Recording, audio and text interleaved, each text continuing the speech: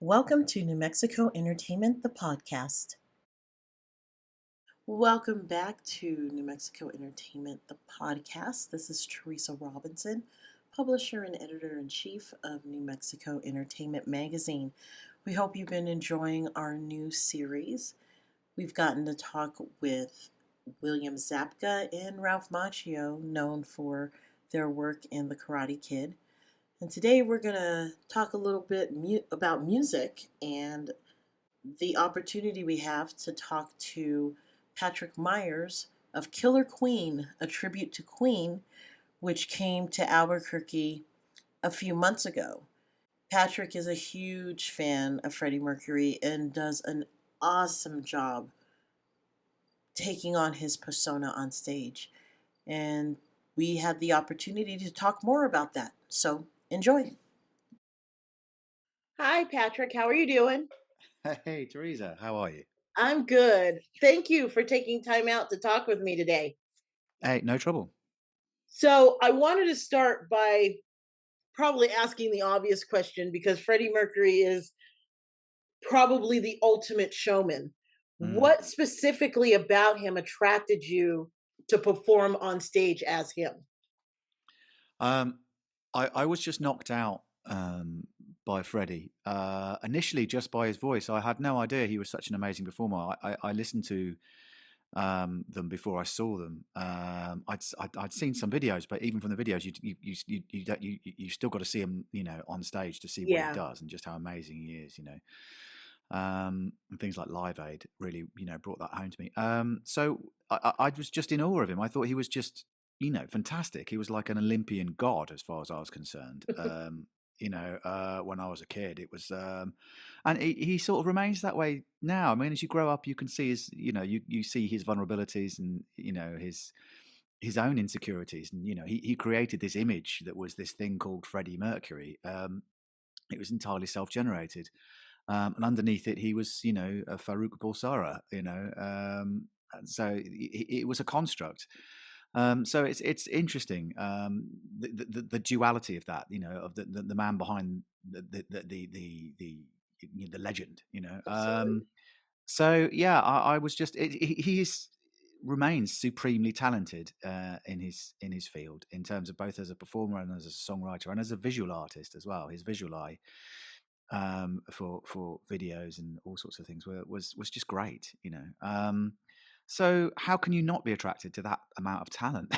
Exactly. Exactly. So when it comes to Killer Queen, how did this show come together? And what do you feel are the factors that continue to make this show such a success? It came together because we were sort of one of the first, if not the first, tributes to do Queen back in the day. Because we'd started, we were students in at London University, the same university Queen were all at when they met, and we're in this big halls of residence. We each had a little room and down a little corridor, and we just got to know each other about, through our music. The first thing you ask someone is, oh great, so what are you studying? And the second question is, what bands are you into? What are your musical influences? And that was the big thing, in order to get to know people. And the common denominator for everyone of our generation was they love Queen. They were sort of beyond whether they were cool or not. They were just fantastic. They were just great musicians, and they just released back in 1991. I thought one of their best albums in years.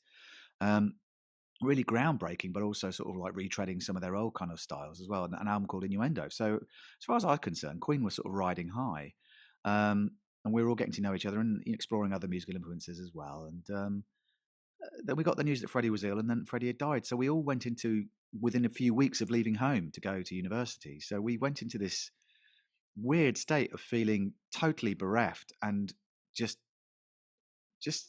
sort of scared and horrified, really, that could have happened to Freddie. We just felt in limbo. So we started singing the songs to each other. And that we started showing each other. Some people knew some songs, other people knew other songs. Other people, everyone had their favorite Queen song, and they weren't always the same song. So everyone would play their favorite, from whatever album it was.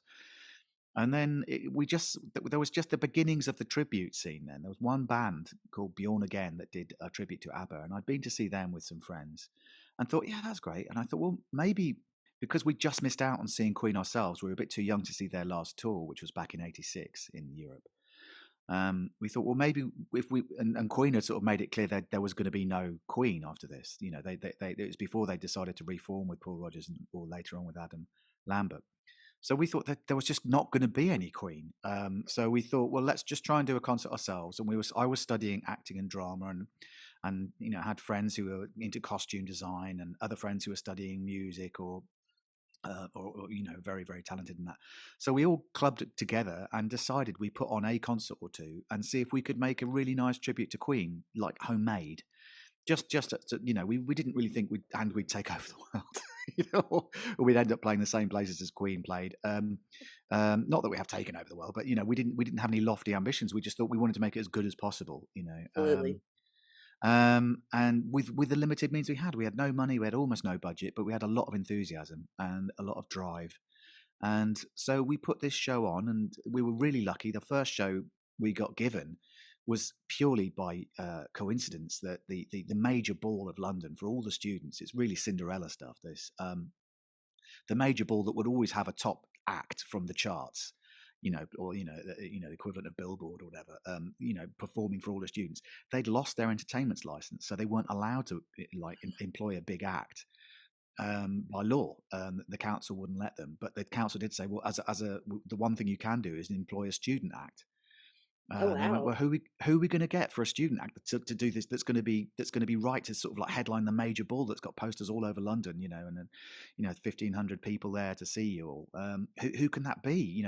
And someone let them know that there was this guy with all his friends beavering away trying to make a Queen tribute, and that we were sort of nearly ready but weren't sure.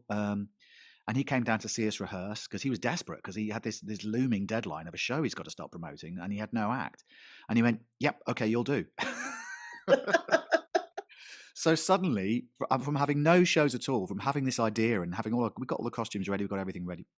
Suddenly, we were going to be the main thing of that year for all the students all over London, and that's, that the promotional reach of that concert was thousands and thousands and thousands of students, and it was, say, 1,500 audience they were going for. And within a week of him saying, "Yeah, that's all good, we're going to go with you guys," on my poster was all over London. And they even took the poster for me. We had nothing, ready. And then that show went. We were just so terrified. We thought, because there hadn't been a Queen tribute before, Hmm. we didn't know if it would even be accepted. We thought, they might throw vegetables at us or something like that.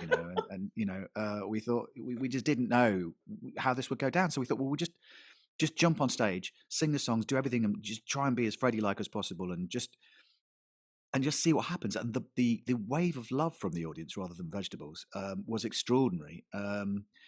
You could just see everybody missed Freddie so much, and they could see where we were coming from as a band, and everyone just went crazy. And the guy who booked us said, "I have never seen an audience reaction like that. That was just electric from the moment you walked on stage. I want to manage you, and I want to put you in colleges all up and down England, Wow. and put you in the top clubs of England, because I've got connections with Time Out and all those sort of music magazines and various promoters." And he said, "This is just great. I want to help you." So he did. He put us into all the colleges, and we had a tour within having no gigs at all, to having one gig, to having a whole tour within about 3 weeks. It was just like lightning. And then because of that, we started getting offers from like the equivalent of Broadway, which is the West End. The West End of London is its equivalent to Broadway. They got in Wow. touch with us, and national TV started putting us, saying we're the kings of tributes and all this sort of stuff. Um, and so then we started touring everywhere with theatres and concert halls, and we sort of bypassed having to play the smaller places um, almost immediately, because we got this massive profile, because we were the first people doing it, and everyone was very very curious. And then that carried on. We started winning a few awards, worldwide best tribute band and all sorts of things, because tributes were so new, So it was hot news. And because of that, and because Queen at the time had decided they weren't going to tour again, the arenas started getting in touch and said, "Look, would you like to come and do a Queen show in the arenas with the same Oh sort of my scale goodness. set?" exactly. And we went, well, we thought about it for 5 seconds and said, yes, we'd very much like to play the same arenas that Queen played in their heyday with Freddie. So we did that. We did Ahoy in Rotterdam and then Forest National. And then we started playing places like that Queen hadn't played, but were still big places like Edinburgh Arena and far-flung places all over the world, in Beirut Arena and places like that. I mean, all sorts of places we were. And then America got in touch. And we'd had some offers from America before saying, look, do you want to do some club dates? And we'd sort of turned them down because we thought, well, we didn't do sort of those sort of clubs in England, and that Hmm. worked well for us. So maybe we should just wait and see if we get a better offer rather than dash over to America and sort of like desperately try and make some club dates work. Because you want Queen to be done on the biggest scale as possible. But we didn't think that would happen. We started thinking, well, maybe we made the wrong decision. Maybe we should wait. We shouldn't have waited and should have gone for the club dates. But funnily enough, Red Rocks got in touch in Denver, Colorado, which is 8,000, 9,000 people. That is an amazing venue. Oh my It is. goodness. And so our first tour of America was Red Rocks. So we sort of did the same thing again. We sort of like jumped in at the deep end. And they'd seen all the footage from the arenas we'd done, and they'd seen the reviews we were getting, and said, "We want you to be our Queen tribute that plays every year here." Well, they waited until we played there once, and then said, "Yes, we want you here every year," and we've been there every year since. So, and we've toured places like Austin City Limits and Family Arenas up and down in Texas and all sorts of places, and we do theatres, and it's not all huge scale. We tailor the show to the size of venue we're playing.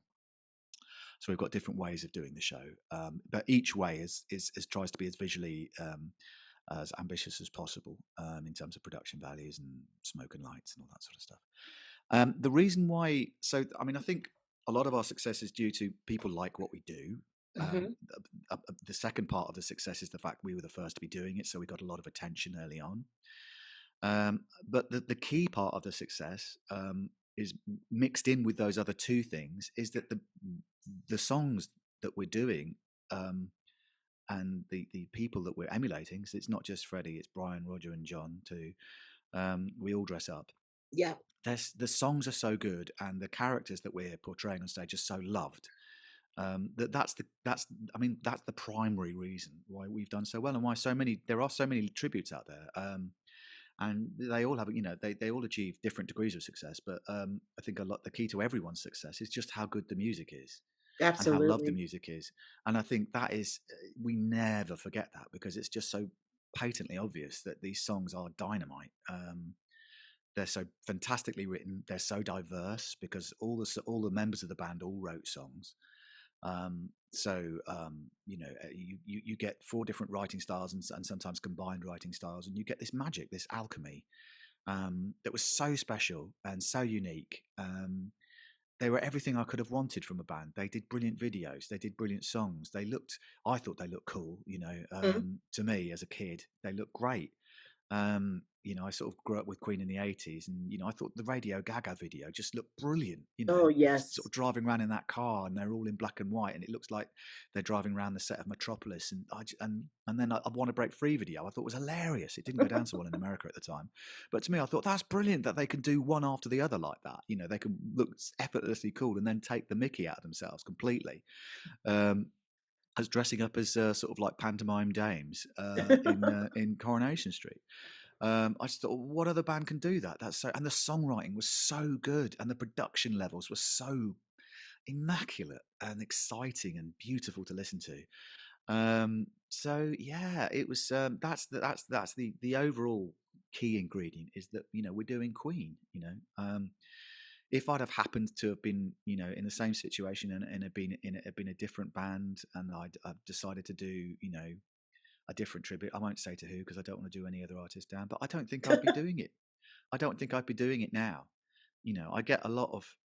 I'm very proud of what we've achieved, but I'm very honoured that we get to do this in such esteemed company of this music. Because I love the music.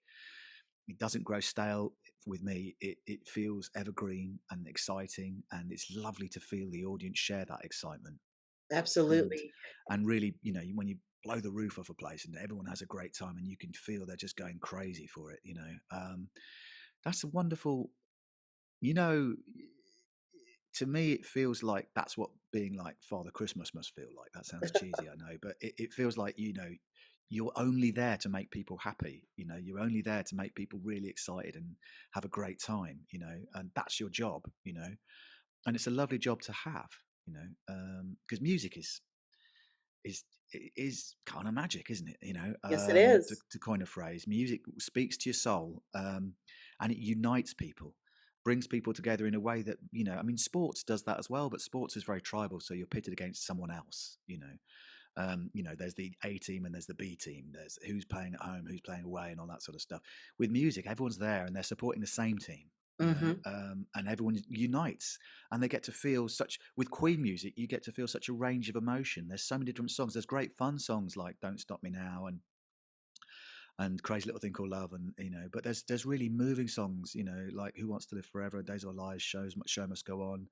There's so many different emotions, as well as out and out rockers like "Tie Your Mother Down" and "Fat Bottom Girls," and as well as, or just musically extraordinary creations like "Killer Queen" or "Bicycle Race," or "Innuendo," in fact. Yeah, there's a lot to celebrate, and it's lovely to be in a position where that's your job. That's what you've got to do. You've got to deliver Christmas for people every night. That's a great Um, way to put it. So you touching on their music, you have a huge repertoire to pick yeah. from.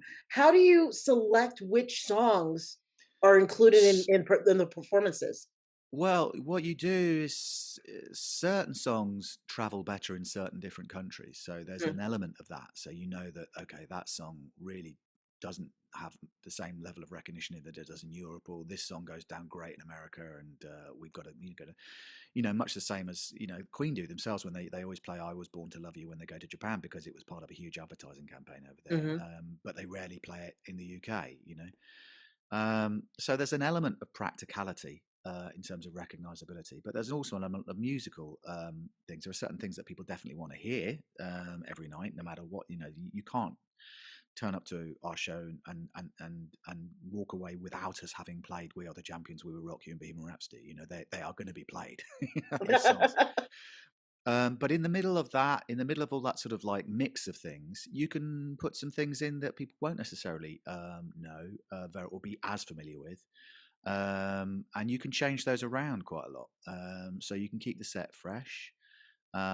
You can use songs to sort of sort of like kick off each other and act as a sort of counterpoint to each other, or and just the way that they play off each other in terms of contrast and mood.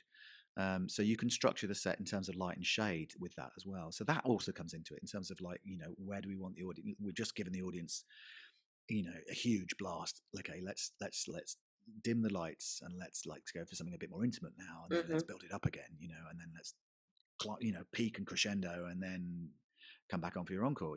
There's a whole load of stuff that you've got to factor into in terms of the dynamics of a show. So it's a mixture between those three things really that determine the set.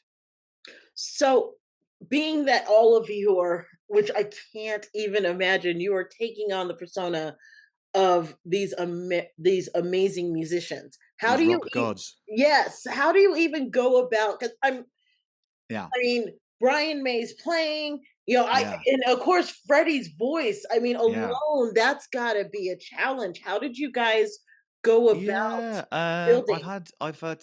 Well, I mean, when we started, we just sort of like it was a little bit hit and hope. We just thought we just gave it our best shot. But I'd had a background in being in bands, and also I trained in acting. Ah. Um, inhabiting someone else's character, everyone says, "Oh, it must be really weird stepping on stage and pretending to be someone else." But it is if you're a musician and you're not used to doing that. But if you're an Mhm. actor that's sort of like spent, good 10 years already before I'd even sort of started Killer Queen doing plays. I'd worked sort of professionally in my hometown on stage, and I trained in movement at the National Youth Theatre. So I understood the mechanics of what Freddie was doing physically, as well as getting a sense of the energy of his character, because he was performing, as I said before, he was performing a character himself. Mhm. When Freddie Mercury walked on stage, he became the character that he'd made. And you could see the building blocks that he'd used to do that in terms of movement and in terms of how he drew inspiration from music and his sense of improvisation and fun and playfulness. And I was very much into improvisation as well in terms of as an acting and a style and a creative style. So in terms of comedy and drama and movement as well. I'd studied all of those things without thinking that I'd be applying them to doing a tribute band. I just, I didn't, it didn't cross my mind that these things that I'd been studying, all the way through, and I'd studied music to a high level. I'd studied harmony and classical guitar, and done all my grades with that, and music theory and stuff. All of these things, as well as the acting, all coalesced together and just helped me have the initial confidence to step on stage. And likewise with the rest of the musicians, they adopted their musical roles and they just wanted to get it right. Subsequently, I've had some vocal coaching. George Michael's vocal teacher, and Sam Smith's Wow. vocal coach. He taught me for a while. Um, Chris Martin from Coldplay. I had a few sessions with his vocal coach. I've mostly been self-taught, but I've picked up coaching along the way that has been top class. Mhm. Really, really, really, really good. Just because I'm interested in it, really. I want the show to be as good as it can be anyway. So that's why I sought out those people. But I'm also interested in how things, how Freddie did what he did. I think it's extraordinary. But yeah, having an background in the arts really, really helped. I could imagine, and it produces an even just quality show. Just seeing it, um, I, it's definitely not this like cookie cutter. We're just gonna go up there and wing it. I mean, you guys actually take the time to just figure out each element that the audience wants to see, like the band themselves would have done. It's amazing. We try. Thank you. We try, and well, I mean, I think that stems from the fact that we missed on seeing Queen ourselves, so we're Hmm. frustrated Queen fans. So we're on stage wanting to see the show that we're doing, but we're doing it, so we don't see it. But what I'm trying to say is we put ourselves in the audience point of view in terms of what would you want from a show, because we're that audience too, really. We want to see, and I've been to see Queen with Adam Lambert, and it is brilliant. Oh wow. It's absolutely, I mean, it's world class, and they've always been world class. But in finding a singer like Adam, they've it's stratospheric, and the production values, the things that they can achieve on stage now, Queen with Adam Lambert, is just so thrilling. So it's great for me that I can see, and there's a moment where Freddie comes on stage. There's video of him that comes along. And it feels like he's there with you at the time, every night. And it's when this is when Queen are doing their show, I'm talking about. Yeah, it's beautiful. So it's we try and anticipate what an audience would want, and also how to surprise an audience, because I think that's what Queen would do, and that's what we'd want to see from a show. Absolutely. So when it comes to your show, what Yeah. emotions or reactions do you hope the audience experiences after watching it? We want them to feel a whole sort of like rainbow color of emotions, from high excitement to extreme, to sort of, sometimes a degree of wistful tears we get sometimes when we play a song like Days of Our Lives, and we give a shout out and a salute to Freddie, and let the audience all say how much they love him, together. We get to do that every night, and how much we miss him.